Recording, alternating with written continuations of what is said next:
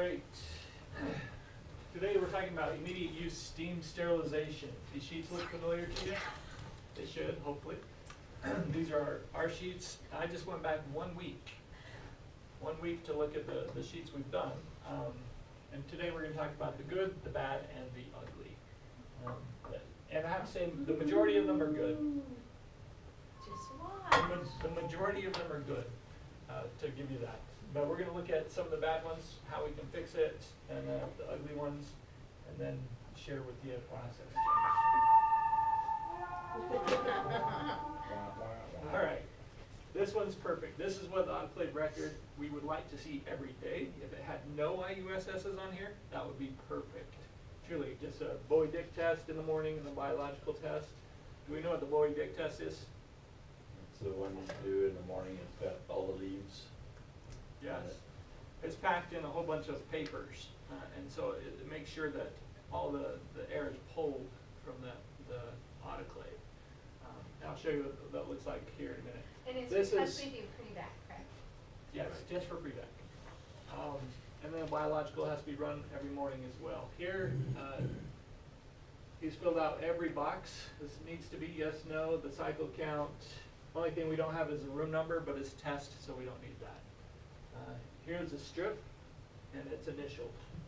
This is the sterilizer number on it. So we, Sterilizer number is 1. yeah, we know where it is. Right, 1, 2, 3, or 4. All right. This one here is a perfect biological sheet. Here they changed the name steam sterilization process control record. Where are these kept? In the core. There'll be 5 of them piled on top of each other, each with a number right here, 1, 2, 3, 4, or 5.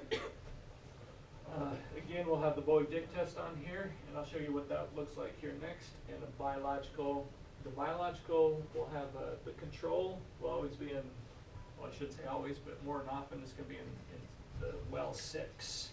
That's the positive bacteria. That one we want to remain positive because we're comparing everything else against that one. Because they have to come out of the same lot. All the biologicals have to be out of the same box. And that's why we can't keep them other places within the center. They have to be in one location because they'll have to be from the same lot number. All right, so that one again is perfect. This here is what the Bowie-Dick test looks like. Here it's black. If it were not to pass, it's going to be colored. I believe this one's blue. It used to be pink. So if it's not pulling all the air from there, which has happened on a couple times, occasions, then it'll be blue around the edges, and we can't use that autoclave until we get it all black. We can do the test twice. If it passes the second time, then we're good to go. If it doesn't, then we have to call in IDTech to fix the machine. So again, perfect one. This one looks good.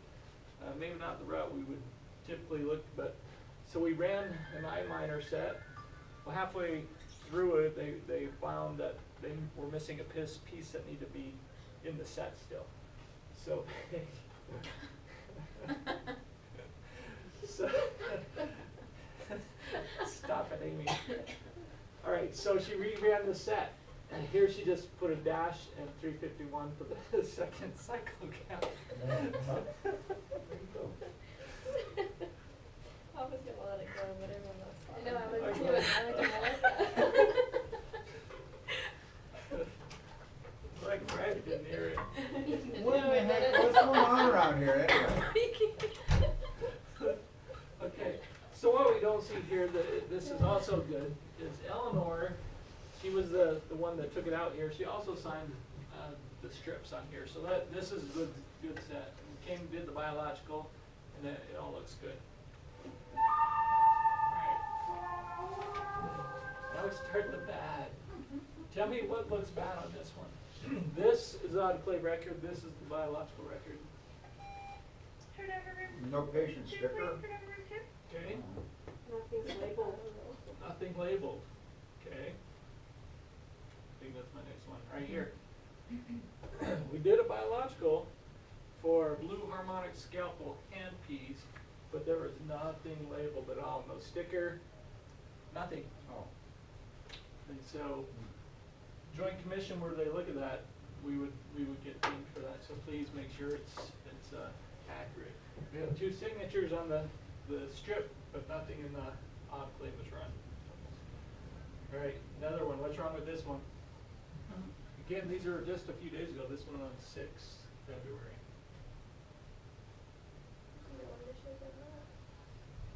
What do the arrows mean? No, there you go. What do the arrows mean? Okay, the sticker is supposed to be right here. And we have the sticker with an arrow pointing up to this. This guy belongs to here, and this set comes down here. I'm guessing to this one, or this to this one actually.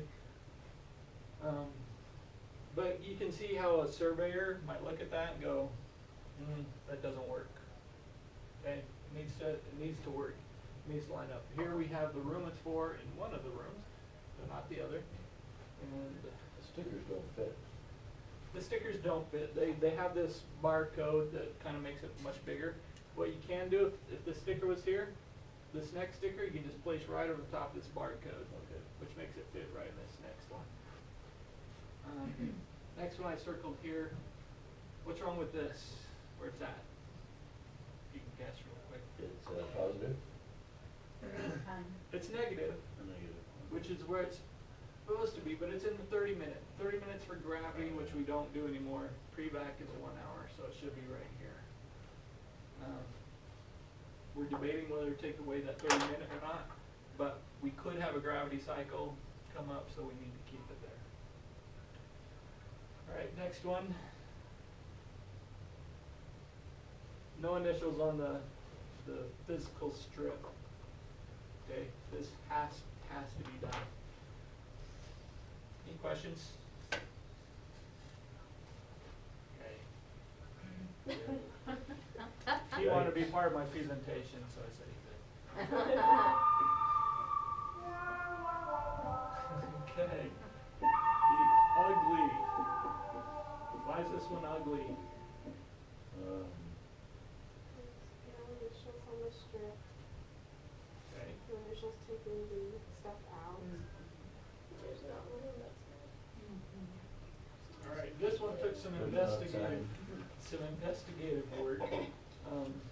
First was here. This is actually my writing because I had to try to find out what belonged there. It was actually this Titan tray that was over here for this patient.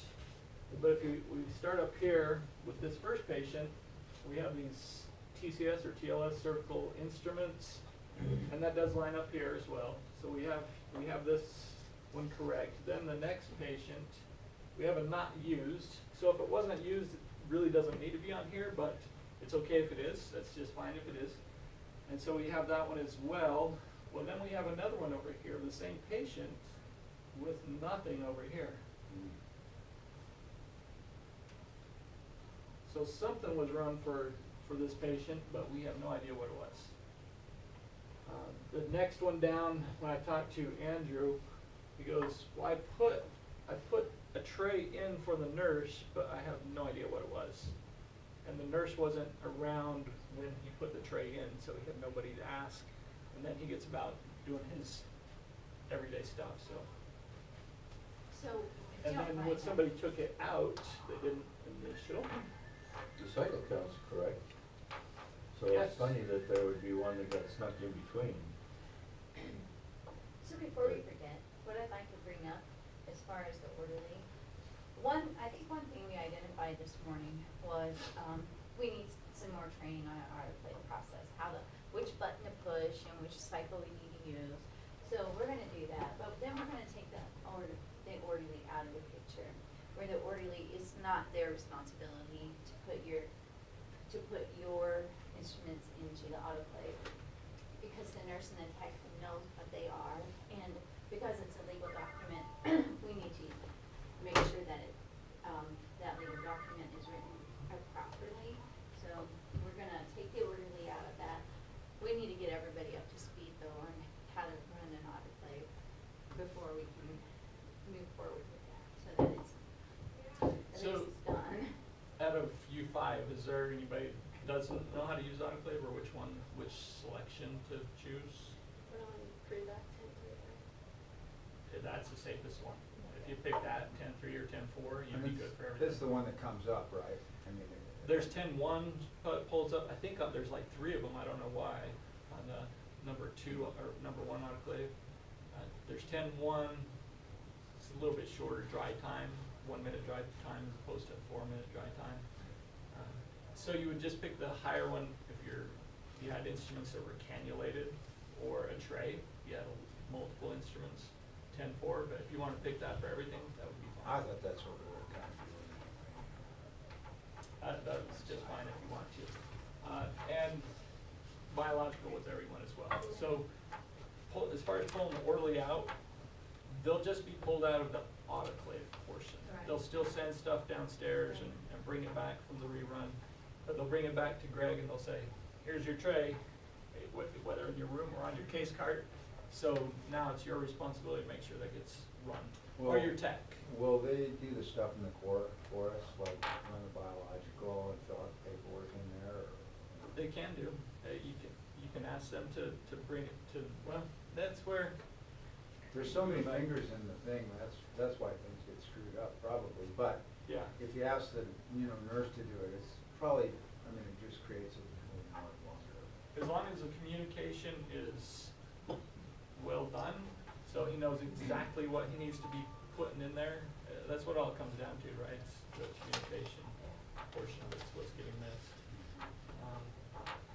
More information to They come. need to make sure that they communicate that that is an unsterile tray that needs to be autoclaved. The order that will bring the unsterile cleaned instruments back. They need to make sure the nurse understands that that tray is not sterile. Hopefully, one, we're not doing a lot of trays, Right. but you're right. And hopefully it's just sitting on your desk in your room, you can know it's not sterile. Or, yeah, you're right. All right, so just cover immediate use steam sterilization a little bit. This first portion here, all personnel involved in reprocessing, that's just saying you need to know what you're doing.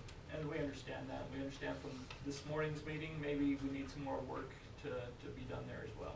Dawn is actually throwing together some competencies that we all have to be checked off on, so we know. We go to Kelly, we know she signed off on here, she knows how to use autoclave. Sufficient instrument inventory is necessary to meet expected surgical volume. This is what Robert and Sandy are really in charge of, making sure we have enough equipment. If you know you're running this reamer every time Dr. Humphreys works, then we need to know we need 2 or 3 more of those reamers, and they can order more of that product. Or if you know a vendor's bringing something in for a case every time and we're having to IUSS it, we need to know that so we can talk to the vendor and make them responsible for ordering more product. I've heard for some time with one of our doctors where the vendor was just bringing it, and every case they had to IUSS that piece of instrument. We didn't find out about it for months, but once we did, we said, you need more of those. We're not gonna IUSS that anymore. He was able to do so. All right. These are some of the questions we handed out to you as well. These are some questions they've asked in other facilities. So things just to familiarize yourself with. When do we IUSS? Only when it's emergent that we need to. Or we have we have conversations. When the case is emergent, Matt, or? No, you drop something on the ground, we only have one of them. Okay. We need to IUSS that. If you can, please use all means possible not to IUSS. Say there's a forceps that you drop and hit the resources, we might have that forceps in a vascular set we don't use a lot of, or some other set. We'd rather open a full set of supplies to get that instrument than IUSS something. So check your resources. CJD, hopefully you won't see any of those patients. Could, but hopefully not.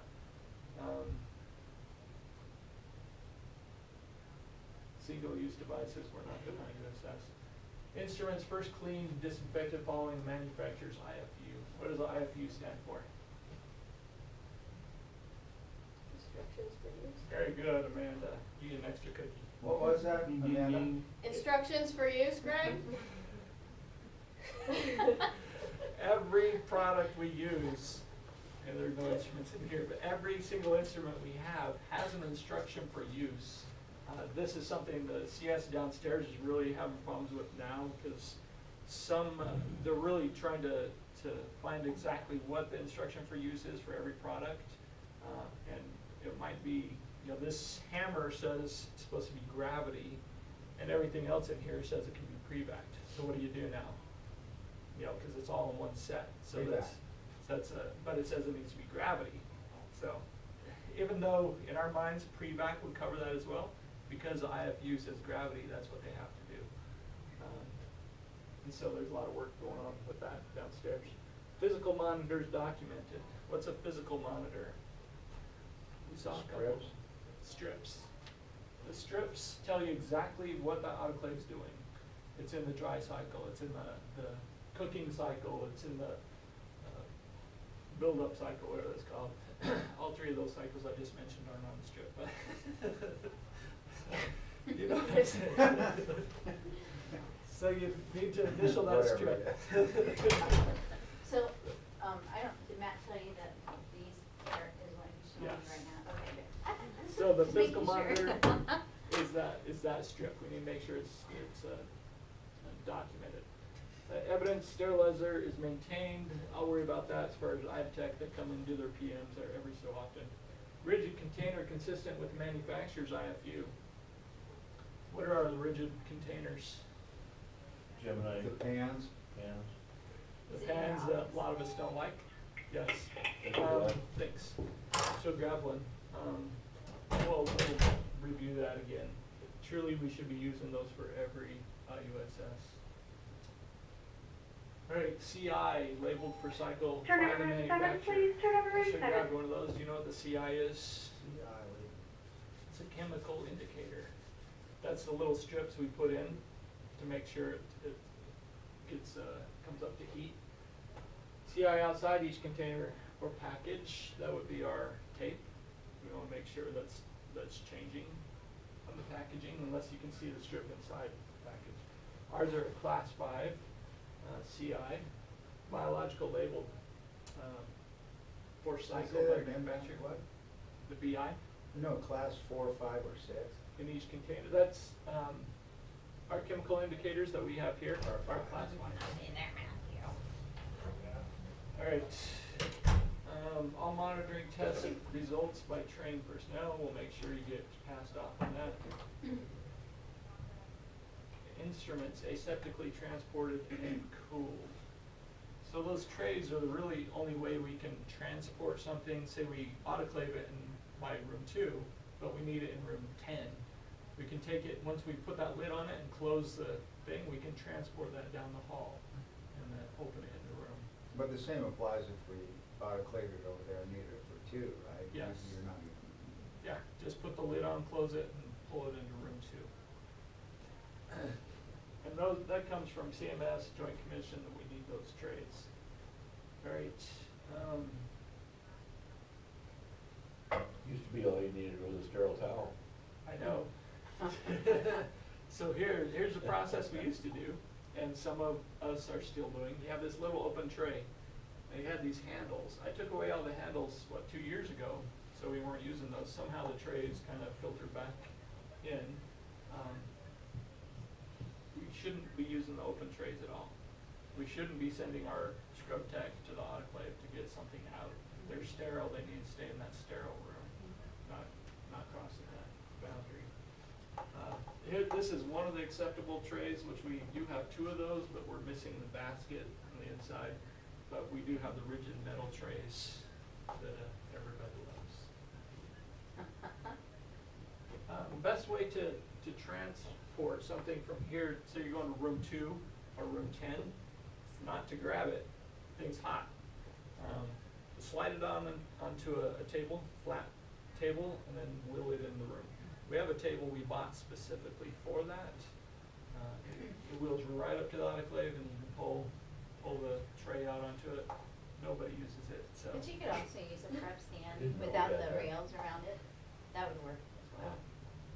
Where is that table? I don't know if I've ever. It's in the back. It's in the equipment bay. Or no, it's in that back hall, isn't it? I think it is in Yeah. the hall, that's 'Cause every all. time I see. Well, maybe people don't know that's what it's for. Or they forget. Douglas, Or it's they possible. forgot. Yes, anything is possible. Mm. All right, when do we IUSS implants? Never. Never. That's the correct answer, never. However, We do. Dr. So-and-so needs the small frag set to do his case. And doesn't want to substitute anything else, what do we do? Get his permission. We tell them no. No, we're not gonna do it. They'll have to go downtown. Alright. This sheet here, the exception form for the IUSS implantable device, it's kind of our out, puts it on the surgeon. Should there be a recall in something, or the patient comes up with some nasty infection, and they wanna trace it, they wanna know everything that was put in that patient. He needs to make sure his name's on, you need to make sure his name's on this sheet, that he said it's okay to release this. Typically, if we have to cook an implant, it needs to then be quarantined until that biological comes out negative. And quarantine it in the room, which now is 1 hour. But if he says, I need those screws right now, I can't wait, then we need to make sure this sheet is filled out. Even if we do wait an hour, we still fill that out, don't we, with the surgeon? No, cause that's a premature release form. Okay. Yeah, no. And there's another sheet similar to this from down at CS. You know, they have all their instruments that come out and they have to cool for so long so they don't sweat. But if, again, we're up here and we need that set right now, they have a sheet that's similar to this that they'll fill out downstairs. They'll actually send up to have you finish filling out why you needed that set right now. So if you meet the quarantine The hour. time, you don't have to fill out any paperwork, and it's just as if Correct. everything's great. Yeah. Correct. And where are those forms at? These forms, they're in CS. I thought at one time they were in all the rooms, but we probably not used that much. So they can be found in CS in the top drawer, just under the biological sheets there. I can show you. Any questions regarding IUSS? Okay. So, the purpose of doing this is, you know, the performance improvement team is doing, being accountable, to doing the right things. And this is one of those things where we see a drift in accountability. And so this is part of that whole performance improvement accountability. We've recorded it, and, so those that weren't here today, they'll be responsible for watching it on, the computer. Amy's downloading them, and I don't have the, information, but, she's laminated these 2 cards, and it's in yellow and black, and it says PI video, and it'll tell you how to get to it. So you just go to Inside St. Luke's, you go to our breakdown, education, yeah, so it has to be Meridian, so make sure you go to Meridian, and, education, and then you have them dated. Back to basics. Yeah, back to Right below. basics. And then they're dated. Yeah, so if you ever aren't here on a Wednesday and we do a performance improvement, presentation, everybody's responsible for making sure that they see them. So, Amanda's on that team, that's in here right now, so I appreciate the work that you've done. The one from last week is posted, so if you didn't have a chance to see that yet, make sure you take the time to do it. It's a requirement that everybody needs to do. If there are circumstances that you can't get out of the room in that first week, you need to let Matt or myself know that, so that we can help you work toward that. So it's a coaching session that first week. That second week, it's a corrective action. The third week is another corrective action in failure to perform. And that was, that process was put up from your peers on the performance improvement team, because we see a need that everybody is performing the same way across the board all the time. So, group norms so far, treat your teammates well. Respectfully, communicate with them, respectfully. Every patient that comes here deserves an uninterrupted count. And, always perform best practices when you're in the operating room. This program took all of our time this morning, so we didn't get one worded for, being responsible for, autoclave records. So be thinking of a good group norm for autoclave records. We're responsible, I mean, if nothing else, it's as simple as we're responsible for filling out the autoclave record appropriately, so. But if you can think of a group norm that would fit for everybody, let's bring it up and we'll get it on our group norm page. So on the bulletin board, there are the tips of the day, and then on the left-hand side of that, Amy has put what looks like an iPad, and then she's got little icons for accountability, and then last week was communication. This week will be autoclave records, and so we're all accountable to that, doing the right things. If you have questions anytime, ask me on that. We'll continue to have Leanne Page at 2:30 as well, check your autoclaves. Everybody hears it. Everybody. Not Is that sure a anybody recorded responds. message, because it's the same every day. It's the Yeah, same it's like every day. Every. No, she has her phone set. It's an alarm on her phone. It sounds like a department store, like, I don't know. Yeah. Is there a sign-in sheet for today? Yes, and where did It's in my office. I'll get Matt it. has it, okay. I'll be right back. Yeah, so make sure you get credit, thank you. Yeah. Is there a way to sign off or when we watch the videos? Yes, thanks for asking that question. So there will be a quiz, that'll go along with it. They're at the front desk, Amy can show you where she's put them. And so make sure you write your name and the date, and then just turn it in to Dawn, and she'll get you on the sign off. That's a good question, thanks for asking it, yeah. Yeah. Anything else? Next week, we're gonna talk about accountability with medications in the operating room, so be prepared for that. Question, so like next week I saw, I think we have a skill fair We do on Tuesday. on Tuesday. Yeah, and so that takes half the morning. The reason we do it on this Tuesday is, the physicians use that as their big medical staff meeting. And so all the physicians are, required to attend this one big meeting a year. Once a year. Yeah. If So- we're not working, we can cruise into that. You wanna cruise into the I- physician meeting?